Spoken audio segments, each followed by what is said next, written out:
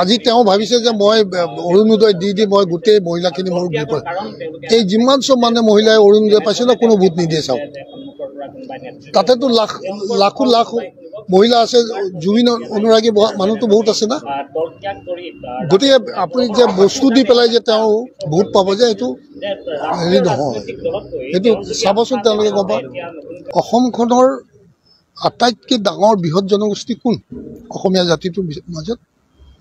আহোম জনগোষ্ঠীটো আছিল আৰু আহোম জনগোষ্ঠীটো 30টা 35টা 40টা চিটত সিঁচৰিত হৈ আছিল ডিচাইডিং ফেক্টৰ আছিল এই 30-40টাৰ পৰা এই আহোম জনগোষ্ঠীটো যোনপিনে যায় সেইপিনে অসমীয়া জাতিটোৰ উদ্গীৰণ হৈ আহে নহ'লে আজি কোনটো সমষ্টিত কোনোবা এটা এনেকুৱা জনগোষ্ঠী আছে নে যাৰ হাতত সমষ্টিটো সম্পূৰ্ণ অধিকাৰ আছে বুলি নাইকিয়া কৰি দিলে জনগোষ্ঠীয় কোনো এটা জনগোষ্ঠী কোনো এটা সমষ্টিৰ ওপৰত আজি অধিকাৰ নাই কোনোবাই বিচাৰিব পাৰে ক'ৰবাত টি গাৰ্ডেনৰ দুটাক দিব আহোমৰ দুটাক দিব কিন্তু জনগোষ্ঠীয় ভিত্তিত কোনো আজি টিকেট দাবীদাৰ হ'ব নোৱাৰে গোটেই জনগোষ্ঠী চব ভাঙি চুৰমাৰ কৰিলে আহোম কি হিন্দুত আছিলে তা আহোম কমিউনিটিটোক দুৰ্বল কৰাৰ কাৰণ কি উদ্দেশ্য কি যে তেওঁলোকক দুৰ্বল কৰি দিলে কোনো আজি তেওঁলোকৰ হাতত মানে যিটো পলিটিকেল হেৰি থাকিব লাগে সেই বস্তুটো নাইকিয়া কৰি দিলে তা আজি অসমীয়া ক'ত আছে কোনটো জনগোষ্ঠী আজি প্ৰভাৱশালী জনগোষ্ঠী আছে অসমত তাতে কোনে কৰিছে অশোক সিংহল তেনেকুৱা অশোক সিংহল আজি অসমৰ যিকোনো সমষ্টিত খাৰা হ'ব পাৰে কিন্তু কোনো জনগোষ্ঠীৰ ওপৰত কাৰো ওপৰত অধিকাৰ নাই আৰু বহুত জনগোষ্ঠীক দেখিছোঁ বেংগলী সমাজক বেংগলী হিচাপে দি দিছে কিয় লামনি সমষ্টিটোৰ লগততো অসমীয়া এটা জনগোষ্ঠী আছিলে য'ত 30-40 হাজাৰ ভোট আছিল সেইখিনি 30-40 হাজাৰ ভোট টুকুৰা টুকুৰি কৰি 3 জেগাত বগাই দি পেলাই আৰু এটা সম্পূৰ্ণ বেংগলী ব্লক তাত লগাই দি সেইটো বেংগলী 90% 95% মেজৰিটি কৰি পেলাই কিয় বনাই দিলে ক'ত অসমীয়াক তুমি স্থান দিছা অসমীয়াকটো নিথৰুৱা কৰি গৈ আছা এনেকুৱা বহুত হেৰি আছে উদাহৰণ আছে মই এতিয়া নকওঁ পাছত কম দিলীপ শইকীয়া অহাৰ পিছত আপুনি কিছু নৰম হোৱা নিচিনা আমি সেই সময়ত নৰম নহয় মই চাইছিলোঁ সি কিবা এটা কৈছিলে গৈছে তাৰপিছত ওচৰত চাপি চালোঁ তাৰ লগত কথা পাতিও চালোঁ ক'ত তাৰ পাছৰ পৰা তাকতো অবজাৰ্ভ কৰি আছোঁ ক'ত তেওঁতো একোৱে পদক্ষেপ নললে যদি লৈছিলা তুমি ল'ব লাগিছিল তোমাৰ লগত আমি থাকিলোহেঁতেন নহয় তুমি কিয় ইমান মানে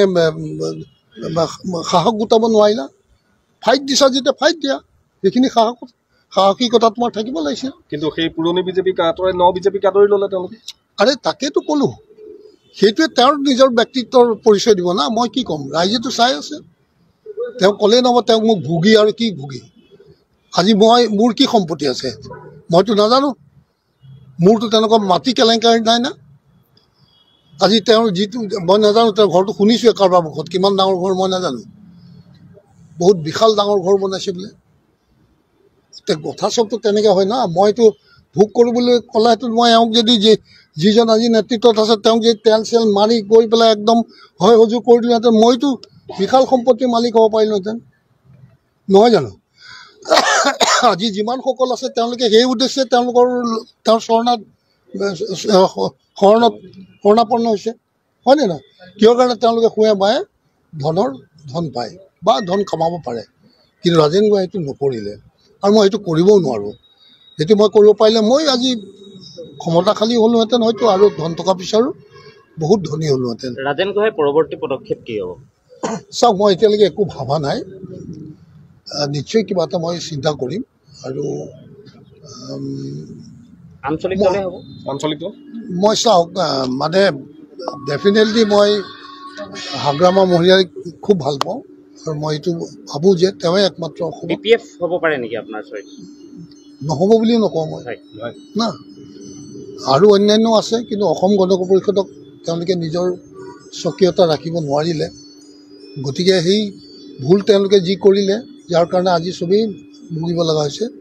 চাই লওঁ অকণমান বিচাৰ দিলোঁ বেয়া ল'ৰা নহয় ভাল ল'ৰা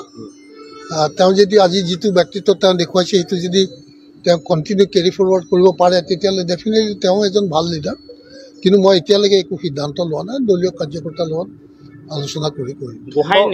নিজৰ নতুন দল হ'ব নেকি কেনেবাকৈ? নাই নাই তেনেকুৱা মই ভবা নাই। হ'ব, কিন্তু কথাটো হ'ল মুখ্যমন্ত্ৰীগৰাকীয়েও কয় যে দলৰ কথাই কয়, সাংগঠনিক ভেটি সবল কৰাৰ কথা কয়, কিন্তু ক'ৰবাত সেই মুখ্যমন্ত্ৰীগৰাকীও আপোনালোকৰ পুৰণা নেতাসকলক সন্তুষ্ট কৰাত ক'ৰবাত বিফল হ'ল নেকি? তেওঁৰ বিফলতা ক'ত নাই, চব পিনেতো তেওঁ বিফল হৈছে। আজি তেওঁ ভাবিছে যে মই অৰুণোদয় দি মই গোটেই মহিলাখিনি মোৰ বিফল। এই যিমান চব মানে মহিলাই অৰুণোদয় পাইছে ন, কোনো ভোট নিদিয়ে চাওক। তাতেতো লাখো লাখ মহিলা আছে, জুবিন অনুৰাগী মানুহটো বহুত আছে না। গতিকে আপুনি যে বস্তু দি পেলাই যে তেওঁ ভোট পাব যে এইটো হেৰি নহয়, সেইটো চাবচোন তেওঁলোকে গম পাব। হ'ব দিয়ক।